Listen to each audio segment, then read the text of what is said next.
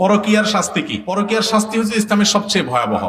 দেখুন, বিবাহিত মানুষ যদি জেনায় লিপ্ত হয় শাস্তি কি জানেন? ইসলামে যত দণ্ডবিধি আছে, যত শাস্তি আছে, এর ভিতরে সবচেয়ে মর্মান্তিক, সবচেয়ে মর্মন্তুদ, সবচেয়ে ভয়াবহ শাস্তি হলো পরকীয়ায় লিপ্ত হলে, অর্থাৎ বিবাহিত নারী পুরুষ জেনায় লিপ্ত হলে পাথর মেরে নির্মম ভাবে মৃত্যুদণ্ড কার্যকর করার কথা শরীয়ত বলে। কেন? অনেকে হয়তো মনে করি দুজনে খুশি মনে করেছে একটা অন্যায় কাজ, শাস্তি হতে পারে, অন্যায় করেছে সেজন্য, তাই বলে মেরে ফেলতে হবে? এত বড় কি অন্যায় করে? দেখুন, পরকীয়া, সমকামিতা, এই অপরাধগুলোর শাস্তি কেন মৃত্যুদণ্ড ইসলাম রেখেছে জানেন? অনেক কারণের ভিতরে একটা কারণ এটা যে মানব সভ্যতা, মানুষের অস্তিত্ব টিকে থাকবে সাধারণ প্রক্রিয়ার মাধ্যমে।